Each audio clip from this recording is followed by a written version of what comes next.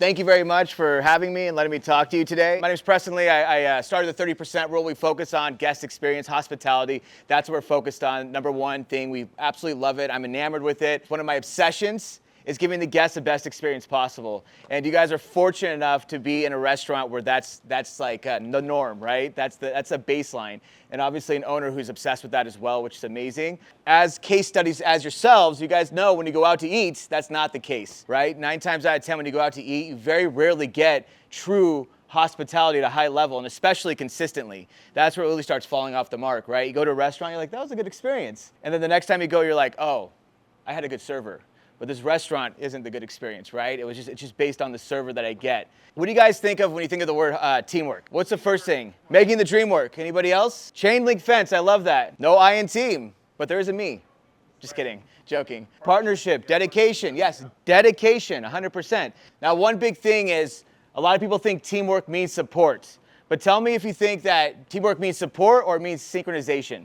Synchronization, 100%. Because support is saying, oh, I see someone struggling, I'll go over there and maybe help them. Maybe I won't, right? If I have time, I will. Synchronization is that we have an ebb and flow where we do that no matter what. So supporting someone isn't an option. It's not if I'm busy, or it's part of the synchronization. Do you guys agree with that? So that's a big thing that we want to focus on. Synchronization, right? We're going together. This is all one big piece, right? And so support is absolutely crucial. And that's where I come up with the idea of getting the culture of not on my watch. So the culture of not on my watch, which means we are not going to fail not on my watch. Everybody has that mentality. Every single person in this room.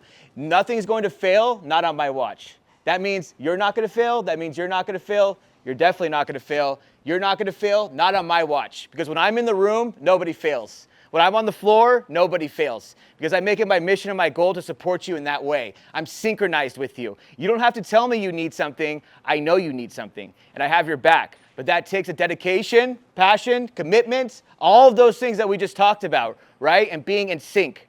Now, a big part of the puzzle is when you walk in the door, aligning. Does anybody know what I mean by that? So, does anybody ever have problems with motivation? You can be honest. Raise your hand. You ever have a problem with not being motivated when you walk in the door? Thank you for your honesty. Everyone goes through it, guys. You guys are doing this day in and day out. Does anybody here work 5 days a week? That's great, and that's awesome. That's what I like to see. But it's easy to start becoming transactional when you're working 5-6 days a week. Not every single time, but you might walk in on that one Thursday, right? Not that many books on the cover. It's bad weather, no game, right? You might walk in, and all of a sudden your energy's down, your motivation's down. You just got to fight with your significant other. You got a flat tire, whatever it is, motivation's down, right? You're focused on anything else but the goal, right? Synchronization. But that's why it's really important when you walk through the doors, you align. Because you have a responsibility. Everybody in this room has a responsibility to everybody else in this room. And that's to give each other full support, full synchronization, right? They're relying on you. Everyone in this room is relying on you. Every position, whatever position you're in.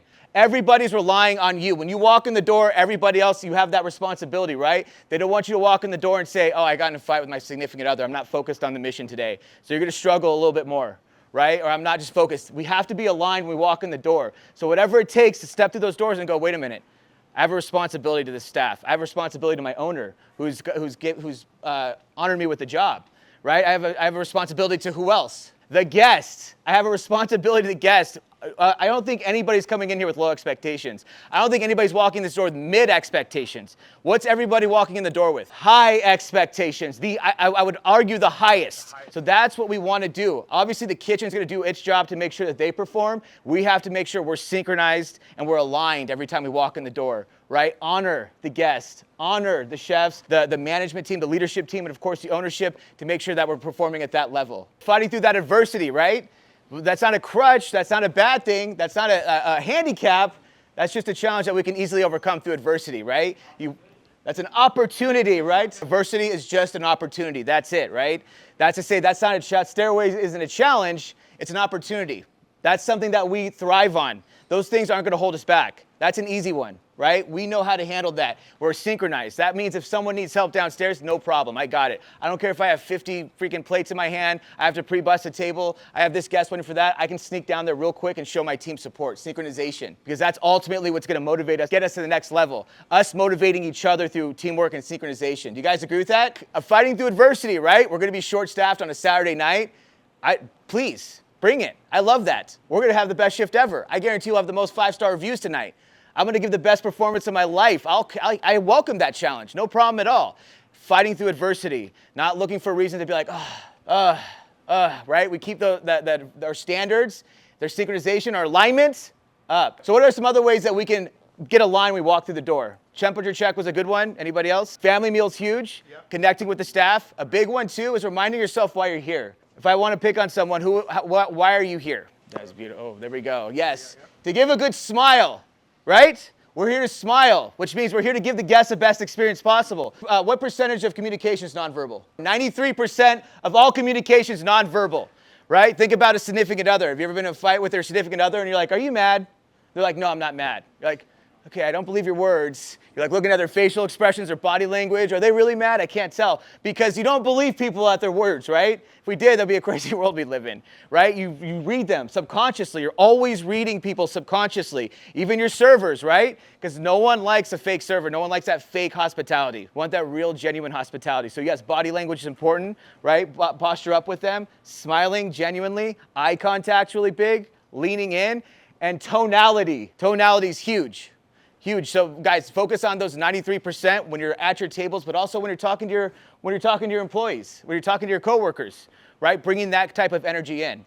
So making sure when you walk in the door, your alignment is, I'm here to give the guests the best experience possible through smiling. I'm going to smile with the guests. I'm going to make the guests smile, right? But I'm here to give the guests the best experience possible. That's my number one goal, my number one mission. I worked in the industry for 20 years before I started doing this. I was a server, bartender, host, busser, you name it, for a very long time. I always liked to work in professional environments. That was my goal, and I always liked to work at the best restaurants. Even if it was a nice restaurant, even if it was successful, if the culture wasn't there, if I wasn't working with professionals, I'd leave. And I'd go work with somewhere where there are professionals, where everyone was functioning at a high level, because I like to be challenged. So that's what I would do, and you have that here. One thing I just want to end on really quickly, focusing on something about mindset, because mindset's really important. And I talk about this all the time, but there's a difference between infinite and finite mindsets. Does anybody know what the difference between infinite and finite is? Finite's limited, right? Yes, we have a finite amount of energy every day. I can't go sprint for 3 hours straight because I have a finite amount of energy. Infinite is limitless. So Apple or Microsoft, what do you think Apple is? Infinite mindset or finite mindset? Infinite mindset. Why is Apple infinite mindset versus Microsoft being finite? Why do you think that is? Innovation. How many products and things has Apple designed to change your life personally, but not only that, but the world, right? A lot. iPhone, iPad, AirDrop, all of these crazy things that we use on a day-to-day basis for me to survive at this point, they've designed, right? Because they're innovators. Who is Apple competing with? Themselves. They're never trying to compete with Microsoft. They're not like, how do we beat Microsoft this quarter? Yeah, right. They're not even in our competition. The only people we have to compete with because we're so good is ourselves. We have to beat ourselves. We have to beat the iPhone every year. We have to beat the iPad every year. What piece of technology are we going to design and develop to outdo the last one, where everyone goes, AirDrop, how'd they think of it, right? No, what are we gonna do to overcome that? What's our next iPhone? That's what Apple asks themselves all the time. That's what I want you guys to ask yourselves, right? Infinite mindset thinking. You are coming in here for a job, for a paycheck, to make money, but it's not about that. Don't think finite.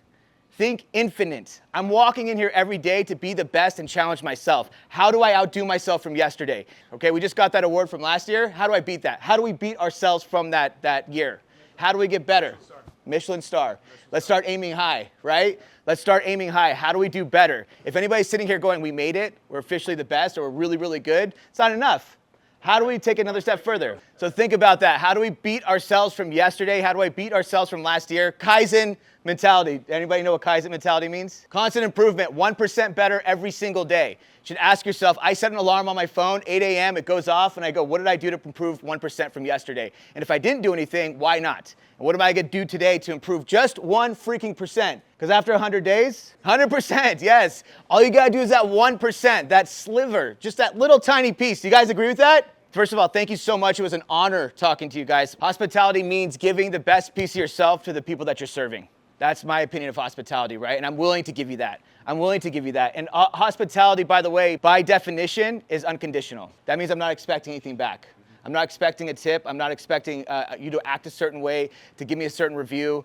Anything, you snap your fingers at me, that's okay. Because I'm here to give you unconditional hospitality. That's my goal, right? I'm not here to judge you or expect anything back from you. And I always tell people, if you have your friends come over, right, to your house. You stock your fridge full of drinks for them and food. You clean up the place, maybe put the game on, the fight on, right? You make it comfortable.